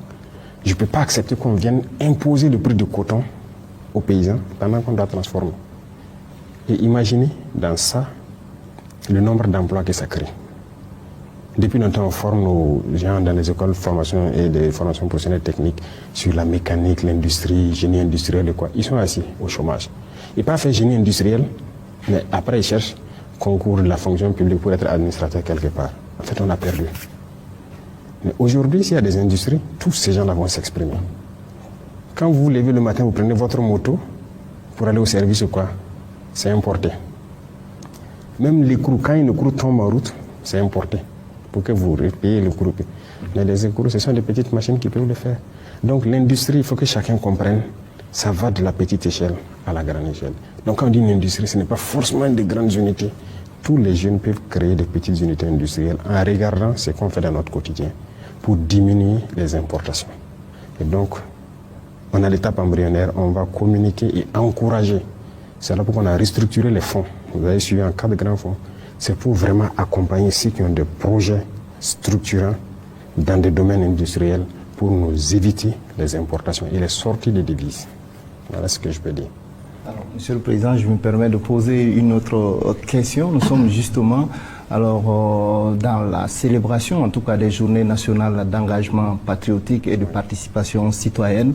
Le slogan qui est construit autour de ces journées, la première phase, c'est mon assiette, ma fierté. Alors, quel message justement au Burkinabé en lien avec ce slogan? Alors, il y a des choses que je ne peux pas dire jusque-là aux gens. Mais s'il plaît à Dieu, viendra un jour où je vais dire des choses pour choquer les consciences des Burkinabés et de l'Africain en général. On vient de faire une réforme dernièrement pour créer ce qu'on appelle le Food and Drugs Administration, c'est-à-dire tout ce qui est nourriture et médicaments. On est en train de moderniser un laboratoire pour faire tous les tests et les analyses possibles. Consommons ce que nous produisons. Nos terres sont riches, nos paysans sont braves. Produisons, transformons et consommons. On n'est pas obligé d'avoir le luxe ou le modernisme qu'on cherche. Mais ce qu'on veut là, on peut y arriver. Voilà pourquoi je dis souvent aux gens, je dis moi, je ne suis pas né à Ouaga 2000. Ce que je connais même d'habitude, c'est ma bouillie le matin avec des galettes. Si je gagne ça, c'est bon. Si je ne gagne pas ça, je bois un thé et puis c'est fini. Les croissants et autres là, ce n'est pas mon problème. Parce que le jour que je vais, en tout cas, faire de ça mon problème, mon habitude, il faut que le blé soit produit ici, par mes paysans, transformé ici, jusqu'à la boulangerie par mes paysans. Moi, je ne consomme pas de chocolat. Mais aujourd'hui, je peux vous dire que souvent, il m'arrive d'envoyer les gens aller payer chocolat chez... Il y a un maître chocolatier burkinabé à Ouaga ici. Maître Bayala. Oui. C'est là-bas seul que moi je peux peut-être dire que je vais prendre du chocolat. C'est tout. Et il y a beaucoup de points de vente à travers le pays. Donc, si quelqu'un aussi cherche à savoir c'est où je paye, il ne saura pas. C'est pour dire qu'il faut qu'on soit conscient. Il faut produire au Burkina, consommer au Burkina. Ou en Afrique, qu'on s'unisse et qu'on comprenne cela. Si on ne le comprend pas, c'est à nos risques et périls. Combien de gens aujourd'hui sont en train de devenir impuissants, infertiles ou quoi? Nos ancêtres étaient comme ça. C'est la réalité. Bon, ça va faire rire les gens, mais c'est la réalité. Même les médicaments ont trop d'infections, des antibiotiques par-ci, par-là. Bon, nous, on a eu la chance de connaître plus les racines et autres. Mais j'ai même dit à nos médecins et nos chercheurs de se reconcentrer sur nos capacités, c'est-à-dire nos plantes que nous avons là. Qu'est-ce qu'il y a comme molécules dedans et qu'est-ce qu'ils peuvent exploiter? Et ils sont là-dessus. Voilà, j'ai eu même des propositions où les gens ont demandé à ce qu'on paye un certain nombre d'équipements qui les permettent de faire la recherche à fond. J'ai dit voilà, moi je préfère ça. Parce qu'il faut faire attention. On a cherché à nous exterminer et ce n'est pas aujourd'hui qu'ils vont arrêter. Donc, mon assiette, ça doit être mon combat de tous les jours. Et même l'assiette même dans laquelle on met la nourriture, je vous ai dit, la porcelaine et autres, tout le monde en consomme. Est-ce que c'est fabriqué ici? Mais on peut le faire, c'est pas l'argile qui nous manque, c'est pas truc. Voilà un peu ce que je peux dire sur cette journée d'engagement patriotique. Il faut que nous redevenions nous-mêmes et que nous puissions assumer ce que nous produisons, consommer ce que nous produisons. Et c'est à cette seule condition que nous allons perdurer. Ce que je dis va faire couler beaucoup d'encre, ne va pas plaire à certains. Mais la réalité est là. Personne ne veut voir nos populations évoluer. Et pourtant, nous, on se projette dans 10 ans. Le Burkina atteindra 50 millions. Ou bien, faites des enfants, hein. On en a besoin. Les terres sont riches et il faut, voilà, on va travailler. Et c'est surtout ça. Donc, voilà un peu ce qui a motivé et on va continuer dans ce sens. Monsieur le Président, le Burkina avance en tout cas à grands pas sur le chemin de l'autosuffisance, de l'industrialisation. Mais comme vous l'avez dit, il faut beaucoup produire localement. Et pour pouvoir produire, il faut que les industriels et les producteurs locaux puissent être appuyés. Où en êtes-vous avec l'allègement de la dette intérieure, le poids de la dette intérieure? Oui, là, on a fait beaucoup d'efforts quand même. On a fait beaucoup d'efforts. Je me rappelle en 2022, c'était une question cruciale. Chaque fois, c'est des plaintes et tout. Donc, finalement, j'ai demandé à voir la situation. Quand le ministre qui était nouvellement nommé après, il a dit « Ah, il y a des dettes de plusieurs années. Des entreprises qui ont fait des pressions. Il y a des entreprises qui étaient en train de couler même. » Je dis « Mais là, c'est pas simple. Pourtant, nous, on doit financer notre guerre. On doit payer des équipements, on doit trucs. » Alors, j'ai dit « Ce qu'on va faire, au premier semestre, on va se concentrer, payer beaucoup d'équipements. Et on va se réorganiser. Dans un trimestre, voilà des textes qu'on va prendre pour, voilà non, en termes de taxes et tout ça là. On a essayé de faire un travail. Et à partir donc du deuxième trimestre 2023, il faut grouiller de sorte que quand on finit l'année 2023, qu'il n'y ait plus de dettes de 2022. Il n'y a que des dettes de 2023. On a essayé, mais il y avait des grandes entreprises toujours qui avaient des dettes de 2022 qu'on n'a pas pu payer. Et petit à petit, je suis ça, en fin d'année, est-ce qu'il y a des dettes de l'année N-1? Donc, quand je prends 2025, en décembre 2025, il n'y avait aucune dette de l'année N-1. Au contraire, j'ai dit de prioriser les entreprises qui n'ont pas trop de grosses factures. Et donc, ça, souvent 3 mois, maximum 6 mois, on éponge ça. Donc, ce qui veut dire qu'on a quitté un volume de dettes intérieures de plusieurs centaines de milliards qui traînait des années et on a pu rattraper tout aujourd'hui où je parle. Donc, il y a des grandes entreprises toujours qui peuvent avoir des factures qui vont durer jusqu'à 6 mois. Ça, bon, on se dit que quand on regarde leur chiffre d'affaires et tout, ils peuvent tourner avec. Mais on fait l'effort pour que les petites entreprises, il n'y ait pas de dette qui puisse traîner pour les permettre de fonctionner. Donc, de gros efforts ont été faits et on continue de suivre ça en tout cas pas à pas. Voilà. Alors, Excellence, l'énergie joue quand même un grand rôle dans le développement industriel. Cette année, on constate qu'il y a plus de délestage par rapport à l'année passée. Alors, déjà se pose la question de savoir qu'est-ce qui est fait pour mettre fin à cette situation. Alors, comme je l'ai dit, la souveraineté énergétique, on vient de très loin. Il y a beaucoup de choses qui sont faites. Mais, regardez, on a lancé plusieurs projets cette année. Et nous, on espérait avoir tous nos groupes électrogènes avant janvier. Hein. Mais si vous avez constaté, il y a des groupes qui sont rentrés il n'y a même pas quelques jours. Hein. Et ça continue de venir. Vous voyez, c'est les gros engins qu'ils transportent sur les longs ports-chars et trucs. Vous suivez souvent quand ça rentre. C'est pratiquement au pas d'un an que ça évolue. Pour quitter le port, même pour arriver à Ouagadougou, vous avez minimum 1 mois. Ça avance à un rythme très lent. Malheureusement, c'est venu en retard. Il y a des groupes même qui sont toujours au port, qu'on n'a pas pu encore faire rentrer. Donc, même ceux qui sont rentrés aussi en février et mars, là, je ne vais pas vous mentir, on ne peut pas tout monter en si peu de temps. On était trop dépendants. On importait, c'est-à-dire la tendance était l'importation du Ghana et de la Côte d'Ivoire, plus de la moitié de notre énergie. Donc voilà pourquoi on a décidé de construire nos centrales nous-mêmes pour être autonomes. Et ça, c'est en cours. Et là aussi, comme je l'ai dit, il y a beaucoup de choses. Vous savez, des bateaux ont été déviés à un moment donné à cause de certaines situations de conflit. Et quelque chose qui devait venir en 45 jours, on se retrouve maintenant à 70 jours ou combien. Arriver au port encore, c'est de la gymnastique. Donc il y a des centrales qui sont en train de naître et le programme c'est de mettre en place une centrale dans chaque région. Au lieu de concentrer Ouagadougou et Bobo pour desservir, on veut rendre autonomes les régions. Et donc il y a plusieurs centrales qui sont en train d'être installées. Je pense qu'à Koudougou c'est presque fini. C'est Koudougou un peu partout. Et il y a d'autres villes qu'on a ciblées même pour avoir des centrales. Donc on espère pouvoir résoudre la question de l'énergie. En tout cas, dans les délais les plus brefs qu'on puisse y aller, tant qu'on n'a pas d'autres contraintes à l'international. Parce que tant qu'il n'y a même pas d'énergie, notre rêve d'industrie, ça ne peut pas avoir lieu. C'est impossible. Les industries, ça consomme. Il y a aussi notre ligne de transport qu'il faut tout changer. Et le changement de ces réseaux seulement, c'est des centaines de milliards. Et il faut commander tous ces câbles, construire. Et si vous remarquez dans la ville, un peu partout, on est en train de construire des lignes. Donc tout ça, c'est un chantier. Il y a la production, mais il y a le transport qu'il faut reconstruire totalement et on est sur ça. Et pour pouvoir avoir une énergie propre à nous, pure, qui se transporte avec beaucoup de sécurité et qui sera stable pour nos industries. Excellence, en février 2023, l'État a créé l'Agence pour la promotion de l'entrepreneuriat communautaire APEC en vue de la mise en œuvre de l'actionnariat populaire. Comment appréciez-vous le chemin déjà parcouru? Donc, c'est vrai. Il faut dire que l'APEC est née d'une volonté. L'APEC a été combattue, continue d'être combattue. Nous avons tout vu. Ouais.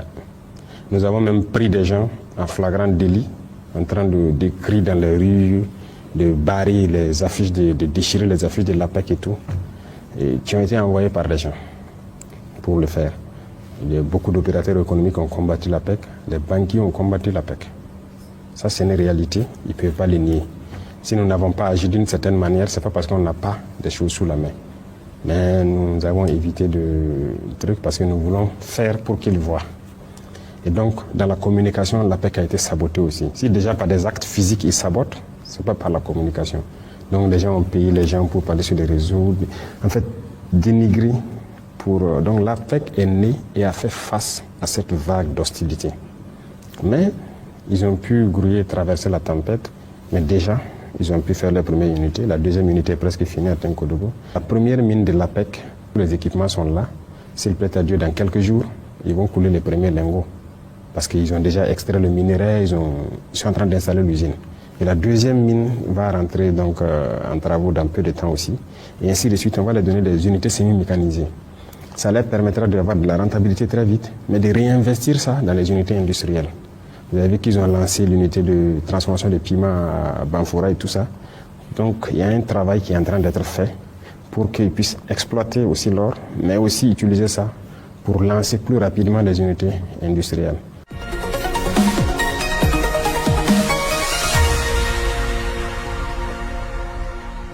Monsieur le Président, au mois de décembre dernier, vous avez pris les commandes donc, de la présidence de l'AES et vous avez beaucoup de priorités, vous avez vraiment beaucoup de choses à faire. Et aujourd'hui, peut-on savoir un peu, 3 mois après, quelles sont vraiment les grandes priorités de votre mandat, puisque le mandat, c'est 1 an? Déjà, je pense que vous avez connaissance de la feuille de route, je suppose. Les experts se sont réunis, se sont mis d'accord sur une feuille de route et c'est ce qu'on va essayer de dérouler. Dans quelques jours, les chefs d'état-major doivent être là pour les premières grandes opérations. Il faut que la force ait ses vecteurs. Là, si elle décide d'intervenir quelque part, c'est avec tous ses moyens. Et donc, par exemple, ce volet, on est en train de rapidement renforcer les capacités, parce que quand on dit les capacités, il faut une puissance autonome. Et ça, c'est très important. Donc, il faut ça et les mettre en opération pour de très grandes opérations au niveau de tout l'espace. Donc ça, c'est une tâche importante. Deuxième chose, il y a aussi la question d'intégration. Parce qu'il ne faut pas qu'on dise intégration et qu'on se comporte comme les autres organisations. L'intégration doit être réelle. Et ça, je suis en train de préparer un texte pour qu'on mette les bouchées doubles et empêcher les tracasseries entre nos différents pays. Que ce soit aux frontières ou à l'intérieur. Parce qu'il ne faut pas se faire de l'illusion hypocrite des autres organisations africaines là. Quand on dit intégration, c'est intégration. On a beaucoup de retours aux frontières, les gens sont emmerdés. À l'intérieur des pays, même souvent, les gens sont emmerdés. Donc ça, Moi, j'ai réfléchi à un mécanisme pour qu'on mette fin à ça. Et il faut que les forces des 3 pays soient ensemble dans tous les pays. Dans les ambassades, dans les frontières, on va faire ce mécanisme. Et qu'on lutte efficacement contre la corruption. Si un agent se fait prendre dans la corruption, dans le passage ou bien dans les contrôles, il faut qu'on ait le courage de le mater avec la dernière énergie, le radier, parce qu'il ne mérite même pas de porter notre tenue. Et l'autre volet, c'est l'économie, le développement. Je pense qu'il y a un bon nombre de chantiers qu'on est en train de mettre en œuvre. Et ça, c'est une bataille, parce que c'est l'économie qui tient le monde.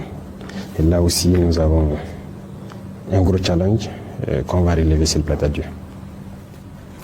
Excellence, le 12 mars dernier, le Parlement européen a adopté une résolution pour la libération de l'ex-président Mohamed Bazoum. Vous avez déjà produit un communiqué. Est-ce qu'il s'agit d'une ingérence dans les affaires de la Confédération? Forcément une ingérence. Le Niger appartient à l'Union européenne. Ils n'ont qu'à rester tranquilles chez eux. Est-ce que nous, on s'est déjà ingéré dans leurs affaires?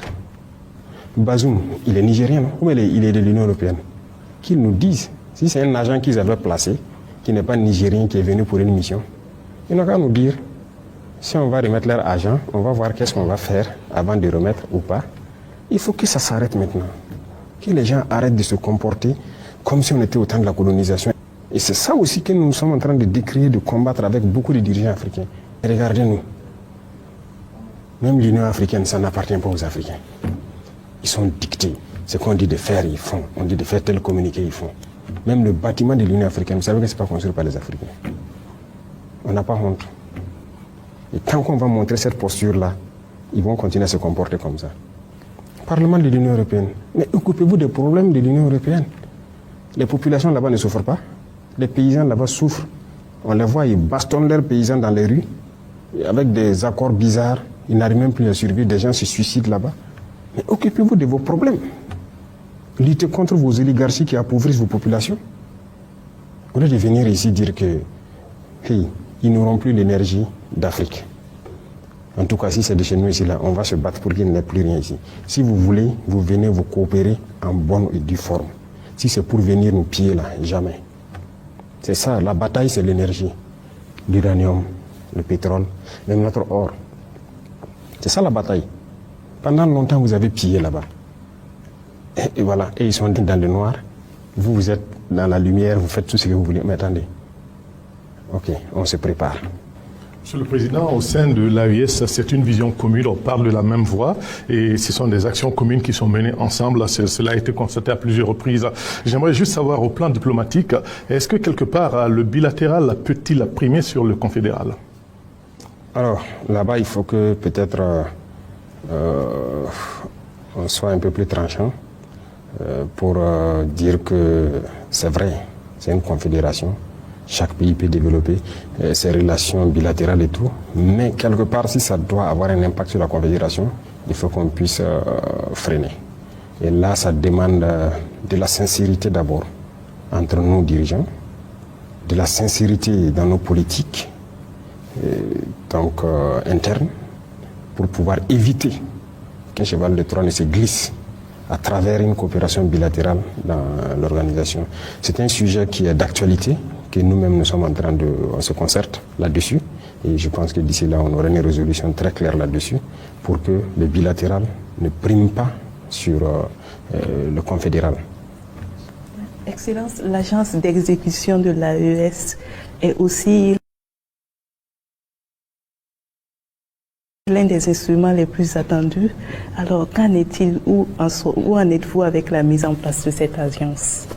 Oui, on est en train même de modifier les agents d'exécution. Nous voulons que ce soit comme un bureau. Si vous suivez dans la feuille de route, vous allez voir qu'on n'a pas mis agent d'exécution, je pense. Il y avait dit de mettre une agent d'étude parce qu'il faut encore restructurer et armer pour être une force de proposition. Voilà. En termes d'agriculture, qu'est-ce qu'on devrait faire les 3 pays? Parce que c'est pas évident que tout le monde produise la même chose. De toute façon, même pas le même climat même. Donc, il peut y avoir des choses qui peuvent être produites dans un pays, d'autres dans l'autre, maximiser. Et après, le plus important, c'est le marché qu'on va fédérer. Je pense que c'est une meilleure formule qu'une agence d'exécution. Je sais que beaucoup d'actions sont faites. Il y a la force commune dont vous avez parlé. Mais est-ce que quelque part, Monsieur le Président, aujourd'hui, il ne serait pas temps qu'on puisse voir également au plan confédéral ce processus de dialogue doctrinal afin de désintoxiquer un peu tous ces jeunes qui sont endoctrinés, alors qu'au fond, on parle de la religion, mais ces terroristes-là ne sont pas des religieux en tant que tels. Oui, il faut un travail. Mais nous essayons nous-mêmes de communiquer beaucoup sur ça, pour que les jeunes comprennent. Et quand nous montrons même les images de certaines opérations et tout, c'est pour que les jeunes comprennent qu'il n'y a pas d'avenir. Mais vous savez, le travail d'endoctrinement de l'Afrique a été profond. A été très profond. Quoi qu'on dise, il y a plein de jeunes qui rejoignent ces mouvements terroristes-là au nom de la religion. Ça, c'est une réalité indéniable. Si on passe à côté, on ne se dit pas cette vérité, on aurait échoué. Donc, il faut qu'on mette même les leaders religieux aussi sur le travail. Ici, nous avons mis les gens sur un projet de discours alternatif. Et on va le corriger, on va imposer un discours. C'est ça qui doit être prêché partout. Parce que l'extrémisme est dangereux. Et c'est l'extrémisme qui amène les gens à rentrer dans ce genre de mouvement. Ils sont nombreux là-bas qui y croient. Je vous ai dit une fois, moi j'ai fait le terrain, aujourd'hui les jeunes soldats sont sur le terrain. La réalité c'est quoi? Vous ne pouvez pas détruire une base terroriste sans trouver des livres coraniques. Pourquoi? C'est stratifié là-bas. Ceux-là qui sont là, qui combattent sur le terrain, ils sont nombreux qui combattent parce qu'ils croient que c'est la religion.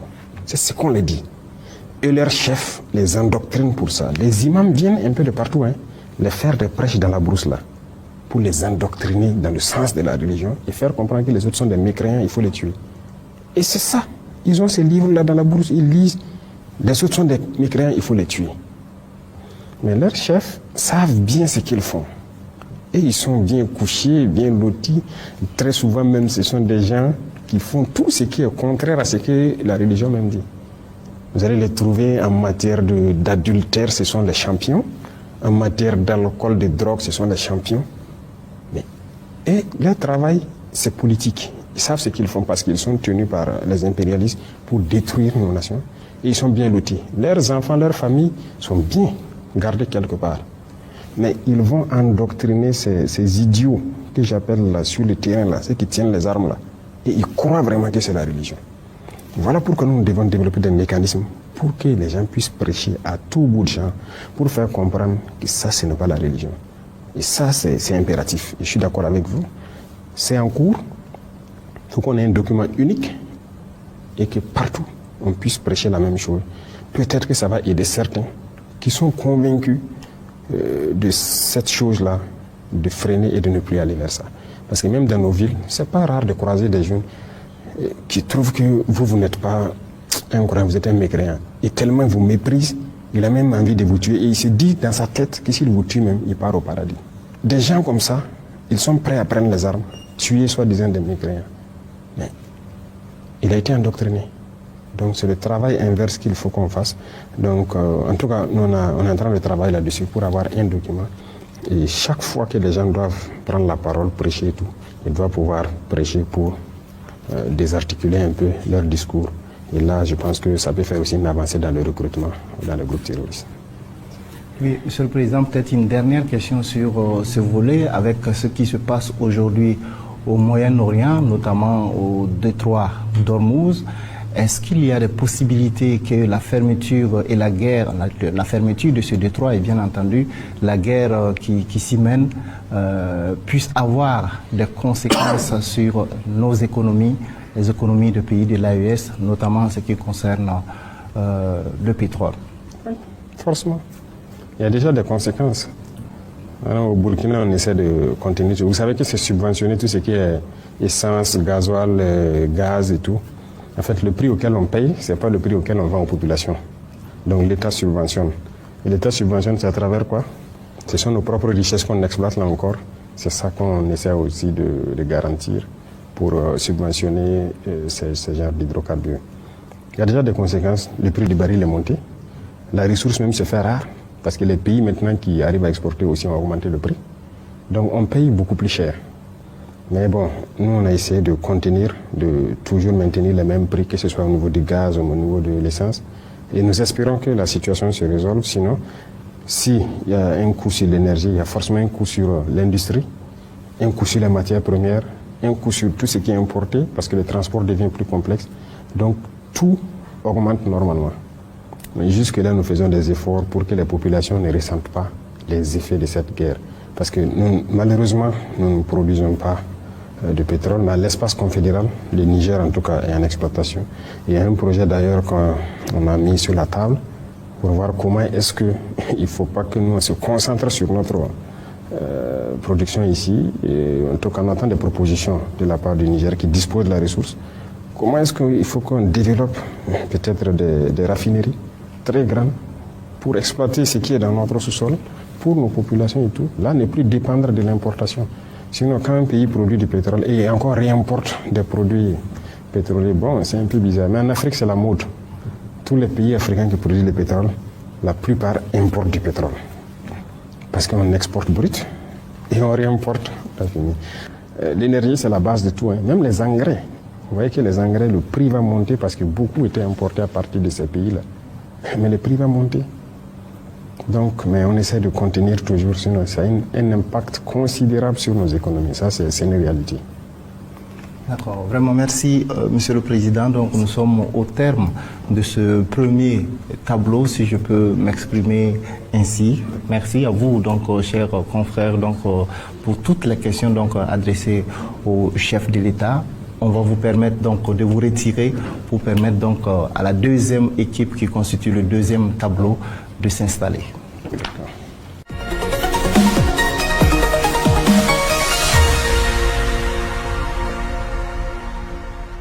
Alors, Monsieur le Président, avec votre permission, nous allons maintenant dérouler le deuxième plateau donc, de cette émission.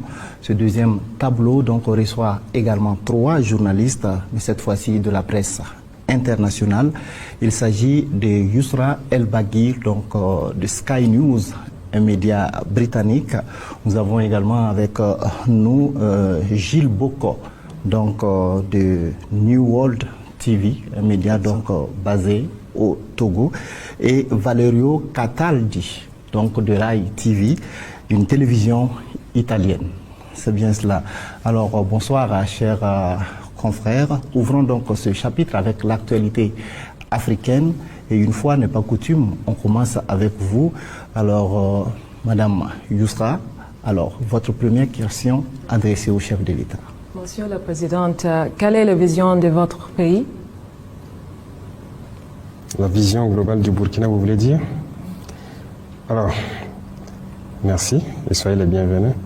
Et je pense que vous êtes dans le pays qui prône aujourd'hui la souveraineté nationale, l'indépendance totale. Parce que vous n'êtes pas sans savoir que notre pays a été colonisé comme beaucoup de pays africains, mais aujourd'hui nous sommes en train de nous exprimer.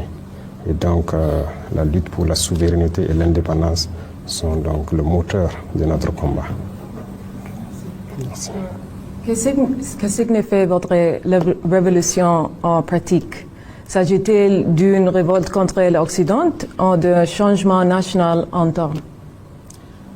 Révolte contre l'Occident, non. L'Occident, il ne faut pas mélanger les choses. J'aime dire de faire la distinction en tant que révolutionnaire entre les peuples et les politiques. Ils sont nombreux en Europe, en Occident, qui nous soutiennent dans notre combat. Nous voyons à travers les peuples. Et nous voyons même à travers vos plateaux télé et tout, beaucoup de gens qui interviennent, qui soutiennent notre combat de liberté. Et je pense que tout le monde y a intérêt. Mais maintenant, les politiques de certains pays peuvent être opposés à notre idéologie. Et la révolution, logiquement, va combattre cette idéologie. Parce que nous voulons nous affirmer. Et il y en a qui ne veulent pas qu'on s'affirme, qui veulent nous maintenir dans l'esclavage, dans l'aliénation. Non, la révolution combat cela. Donc voilà un peu notre ligne de conduite. Voilà. Oui, alors Monsieur Boko. La première question, comment définissez-vous la contribution spécifique du Togo à la consolidation de l'Alliance des États du Sahel? Considérez-vous le Togo comme un partenaire stratégique de cette nouvelle architecture, bien qu'il ne soit pas membre de l'AES? Le Togo est un pays, en tout cas je tenais à remercier beaucoup le peuple togolais et leurs autorités Je peux dire que le Togo est un partenaire plus que stratégique. Moi, je ne parle pas de partenaire stratégique, je parle de pays, de frères. Parce que lorsque des gens cherchent à vous étouffer, à vous tuer, et qu'un frère peut vous aider, je pense que la fraternité ne dépasse pas cela. Et pendant des moments difficiles, le Togo a toujours pris sa position. Et jusqu'à aujourd'hui, le Togo a sa position, sa ligne de conduite qui soutient l'AES. Et donc c'est un pays frère, c'est plus qu'un partenaire. Voilà ce que je peux dire. Et le Togo a posé beaucoup d'actes, que ce soit sur le volet économique à travers donc, la route maritime, certes, mais même dans le volet de la défense. Le Burkina Faso, par exemple, et le Togo, nous avons une coopération très étroite dans la lutte contre le terrorisme et tout. Et ça, il faut s'en féliciter. Nous sommes au-delà de ce que les gens peuvent imaginer, je le disais souvent. Aujourd'hui, les deux armées, les réponses les unes envers les autres et les planifications ne sont plus au niveau étatique. Ce n'est pas comme avant quand un avion au Burkina doit intervenir ou bien un avion togolais doit intervenir. Il faut qu'on appelle jusqu'à la présidence, avoir les autorisations de traverser les frontières. Non, c'est au niveau local. Ce n'est même pas l'état-major, c'est carrément au niveau local. Donc les forces cohabitent et tout. Donc vous voyez que c'est un partenariat exceptionnel. C'est de la fraternité, c'est tout ce qu'on demande. Et ce partenariat s'est renforcé, peut-être sans doute avec l'extradition de l'ancien président Paul-Henri Sandaogo Damiba. Oui, renforcé, c'est trop dit. C'était déjà fort. Ce n'est qu'une suite logique. Le Togo ne peut pas être en fraternité avec nous et laisser sur son sol quelqu'un qui cherche à détruire ses frères. Donc c'est nous qui avons souhaité donc, que le Togo le garde depuis longtemps, sinon ça n'a pas commencé maintenant, mais à un moment donné, avec des preuves assez accablantes, donc les autorités togolaises ont décidé de le renvoyer pour qu'il ne soit pas un obstacle à notre avancée. Donc ça aussi c'est à saluer. Vous l'avez déjà rencontré depuis son extradition en tête à tête? Pourquoi? Non, je n'ai pas à le faire. Il est entre les mains de la justice, il entend des tout. Je ne l'ai pas fait. Excellence, on dénombre moins 5 tentatives de coup d'État contre vous. Qui veut vous tuer et pourquoi? Vous avez dénombré 5, il y en a beaucoup plus. Il y en a beaucoup plus, c'est ce qui est peut-être dévoilé et truc.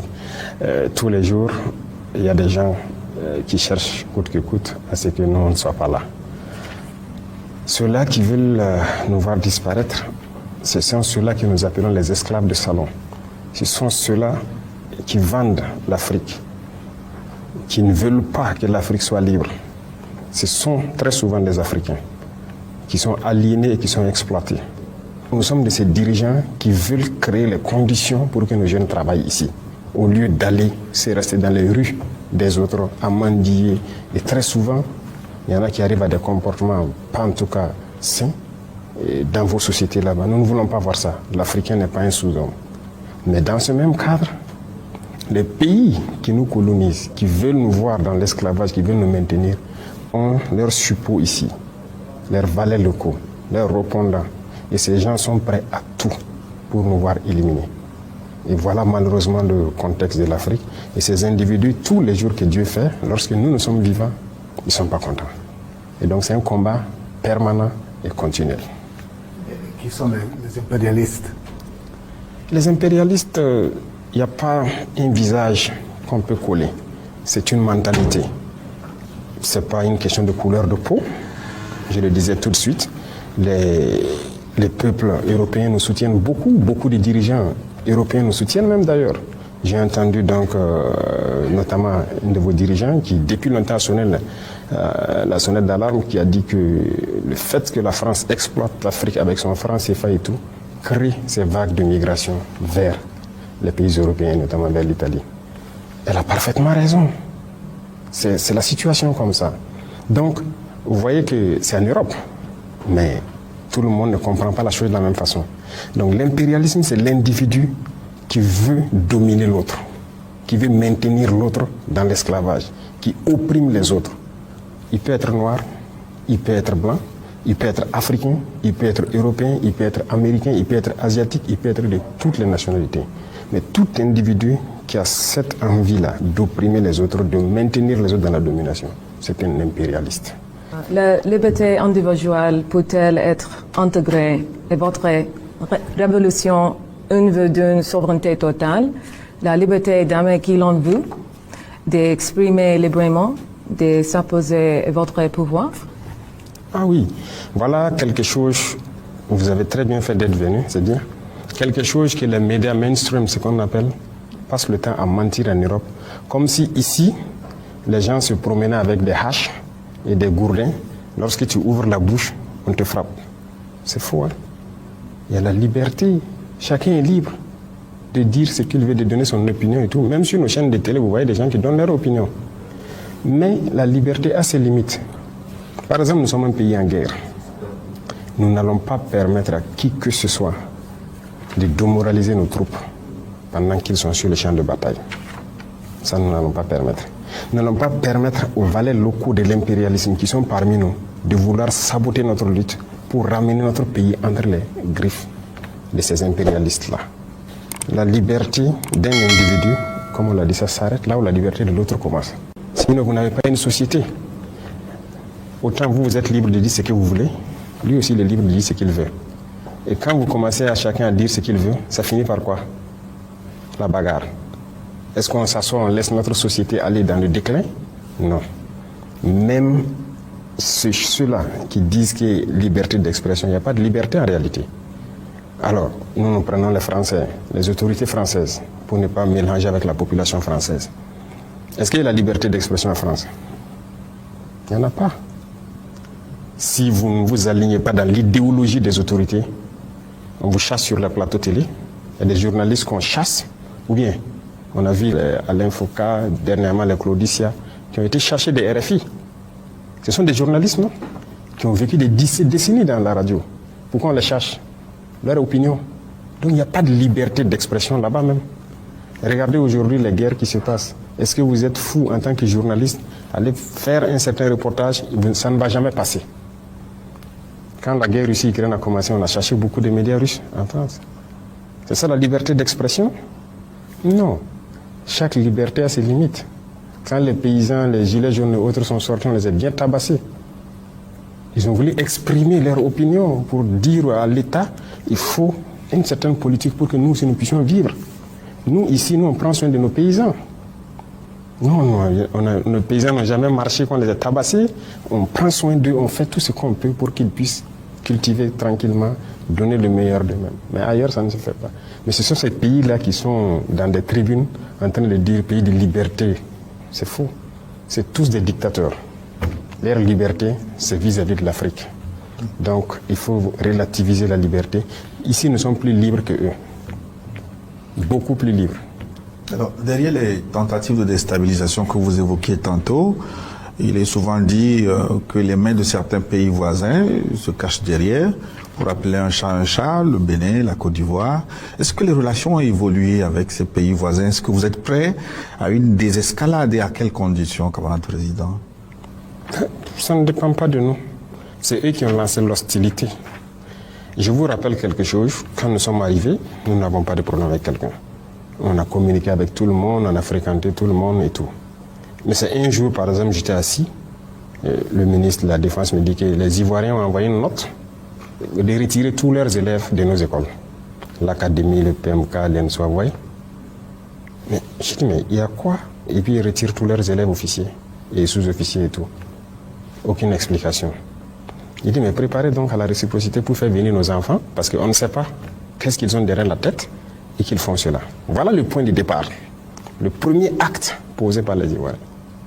Nous aussi, on a fait rentrer donc nos élèves et on a laissé partir les élèves. Et petit à petit, on a commencé à voir les actes d'hostilité vis-à-vis de nous. Pas de souci.